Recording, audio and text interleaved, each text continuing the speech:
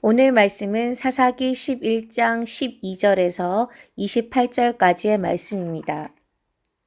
입다가 암몬 자손의 왕에게 사자들을 보내 이르되 네가 나와 무슨 상관이 있기에 내 땅을 치러 내게 왔느냐 하니 암몬 자손의 왕이 입다의 사자들에게 대답하되 이스라엘이 애굽에서 올라올 때에 아르논에서부터 야복과 요단까지 내 땅을 점령했기 때문이니 이제 그것을 평화롭게 돌려 달라 하니라. 입다가 암몬 자손의 왕에게 다시 사자들을 보내 그에게 이르되 입다가 이같이 말하노라. 이스라엘이 모압 땅과 암몬 자손의 땅을 점령하지 아니하였느니라. 이스라엘이 애굽에서 올라올 때에 광야로 행하여 홍해에 이르고 가데스에 이르러서는 이스라엘이 사자들을 에돔 왕에게 보내어 이르기를 청하건대 나를 내 땅 가운데로 지나게 하라 하였으나 에돔 왕이 이를 듣지 아니하였고 또 그와 같이 사람을 모압 왕에게도 보냈으나 그도 허락하지 아니하므로 이스라엘이 가데스에 머물렀더니 그 후에 광야를 지나 에돔 땅과 모압 땅을 돌아서 모압 땅의 해 뜨는 쪽으로 들어가 아르논 저쪽에 진쳤고 아르논은 모압의 경계이므로 모압 지역 안에는 들어가지 아니하였으며 이스라엘이 헤스본 왕 곧 아모리 족속의 왕 시온에게 사자들을 보내어 그에게 이르되 청하건대 우리를 당신의 땅으로 지나 우리의 곳에 이르게 하라 하였으나 시온이 이스라엘을 믿지 아니하여 그의 지역으로 지나지 못하게 할 뿐 아니라 그의 모든 백성을 모아 야하스에 진치고 이스라엘을 침으로 이스라엘의 하나님 여호와께서 시온과 그의 모든 백성을 이스라엘의 손에 넘겨주심에 이스라엘이 그들을 쳐서 그 땅 주민 아모리 족속의 온 땅을 점령하되 아르논에서부터 야복까지와 광야에서부터 요단까지 아모리 족속의 온 지역을 점령하였느니라. 이스라엘의 하나님 여호와께서 이같이 아모리 족속을 자기 백성 이스라엘 앞에서 쫓아내셨거늘 내가 그 땅을 얻고자 하는 것이 옳으냐 내 신 그모스가 내게 주어 차지하게 한 것을 내가 차지하지 아니하겠느냐. 우리 하나님 여호와께서 우리 앞에서 어떤 사람이든지 쫓아내시면 그것을 우리가 차지하리라. 이제 내가 모압 왕 십볼의 아들 발락보다 더 나은 것이 있느냐. 그가 이스라엘과 더불어 다툰 일이 있었느냐 싸운 일이 있었느냐.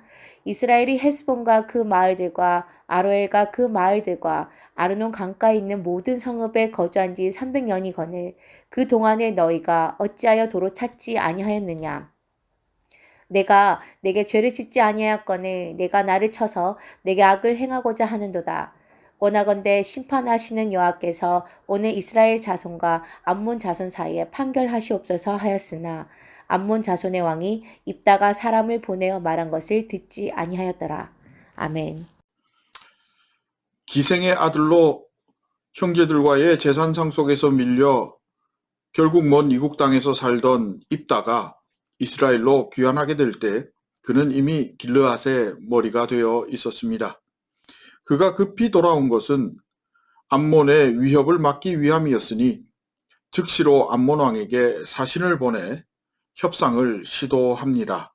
그런데 그 협상의 내용을 보면 입다가 이스라엘의 출애굽 역사를 굉장히 정확하게 알고 있다는 사실에 놀랄 수밖에 없습니다. 우선 그는 암몬과 모압의 출신에 관해 정확하게 알고 있었습니다. 암몬과 모압의 제일 첫 조상은 다름 아닌 아브라함의 조카 롯이었습니다. 암몬은 롯과 그의 둘째 딸 사이에서 태어난 아들의 후손으로 모압과 더불어 이스라엘과는 혈족 관계에 있는 족속이었습니다.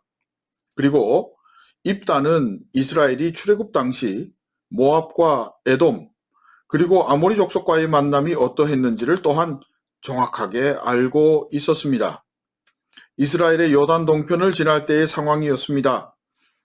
모압과 에돔에게 같은 친족으로 길을 내어줄 것을 이스라엘이 부탁하였지만 이스라엘은 결국 거절당하고 그래서 그들의 경계를 지나 아모리 족속에게 또한 부탁하였지만 그들도 이스라엘이 지나가기를 거절하였기에 부득불 아모리와는 전쟁을 하게 되었다고 합니다. 맞습니다. 입다가 설명한 그대로였습니다. 그리고 이후 아모리 족속의 땅을 차지하게 되었지만 암몬은 그런 와중에도 모압과 에돔처럼 끝까지 존중했고 심지어 길을 내어달라고 한 적도 없음을 입다가 말합니다. 이것도 역시 정확한 역사 그대로입니다.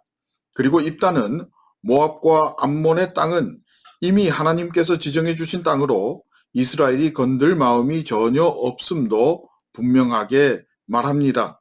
이 역시 정확하게 알고 있습니다. 또 그 사이에 혹여 암몬이 마음에 둔 땅을 이스라엘이 점유했다 해도 이미 300년간 그 땅을 주장하거나 되찾을 노력도 안 하다가 이제 와서 암몬이 이스라엘을 향해 그렇게 한다는 것은 이스라엘을 침략하여 노략질할 의도 외에 다른 것이 없다고 입다는 보고 있습니다. 이것도 정확합니다. 그러나 입다의 이러한 설명에도 불구하고 암몬은 이스라엘의 그러한 협상을 물리치고 결국 이 모든 협상들이 결렬되고 전쟁이 시작될 것 같습니다. 앞서 언급한 대로 입다의 역사 이해는 정확했고 또한 하나님의 역사에 대한 그의 시각도 분명했습니다. 여기서 한 가지 의문점은 그가 어디서 이 모든 것을 획득하게 되었을까 하는 것입니다. 이방 땅 도읍에서 무슨 일이 있었던 것일까? 혹시 잡류들을 통해 듣고 깨달은 것일까? 성경은 입다가 어떻게 이 모든 것들을 배우고 습득하게 되었는지에 대한 그 과정은 전혀 언급하고 있지 않기에 도무지 알 길이 없습니다. 그러나 한 가지 조심스럽게 추측하는 것은 도읍 땅에서의 승리와 그의 성공은 하나님의 역사하심이지 않았을까, 하나님의 도우심이었지 않았을까 하는 것입니다.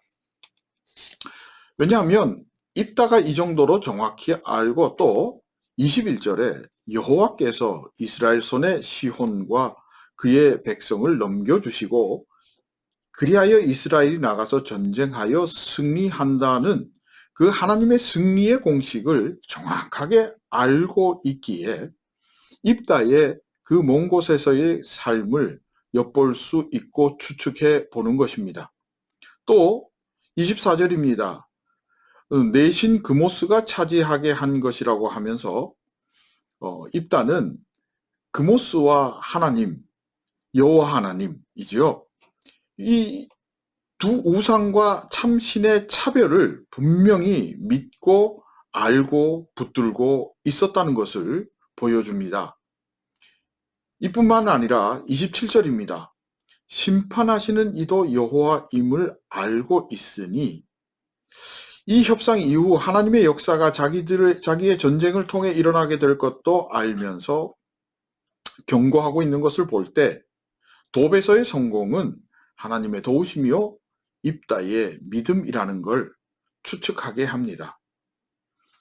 사사기의 주인공은 많은 학자들은 없다라고 말합니다. 여러 명이라고 말하기도 하고 대사사이라고 말을 하기도 합니다. 그러나 저는 분명하게 말씀드리는 것이 사사기의 주인공은 하나님이시요 사사기의 주제는 일하시는 하나님, 그것을 만들어 성취하시는 하나님이라고 저 개인적으로 한번 정해 봅니다.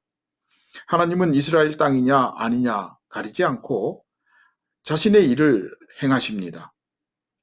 또 기생의 아들이냐 아니냐도 가리지 않으십니다. 그러하기에 오늘 우리도 희망을 가지고 감히 여호와의 이름으로 나가는 것을 결단하게 되는 것입니다.